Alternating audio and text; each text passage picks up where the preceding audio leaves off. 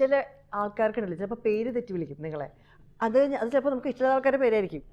അങ്ങനെയുള്ള സംഭവങ്ങളുണ്ടായിരുന്നു ലൈഫിൽ. അതെച്ചെങ്കിൽ കുറേ നേരം സംസാരിച്ച അവസാനം പേര് തെറ്റിയൊരു പോക്ക. പേര് തെറ്റി വിളിക്കണ കുഴപ്പമില്ല, പേര് അറിയില്ല എന്ന് പറയുന്നതാണ് ഏറ്റവും വലിയ. ഞാൻ ഷൂട്ടിന് വെക്കുന്ന സമയത്ത് നിർമ്മലുണ്ടല്ലോ, നമ്മുടെ പടത്തിലുണ്ട് നിർമ്മല പാലാഴി. ഞാൻ ഇതിനു മുന്നേ ഒരു സിനിമ ചെയ്യുന്ന സമയത്ത് നിർമ്മലേട്ടൻ്റെ അടുത്ത് ഒരാൾ വന്നിട്ട് പറഞ്ഞു, അച്ഛനെ അറിയാം പറഞ്ഞു. നിർമ്മലേട്ടനോട് അച്ഛനെ അറിയാം നന്നായിട്ട് പറയും. മോനിപ്പോ എന്താ ഈ സിനിമ ഇപ്പൊ നിർമ്മലേട്ടനല്ലേ? എന്റെ അച്ഛനെ അറിയാം. പിന്നെ എന്താ മോനിങ്ങനെ ചോദിക്കുന്നതെന്ന് ചോദിച്ചു. അച്ഛനറിയാത്തവരുണ്ടോ?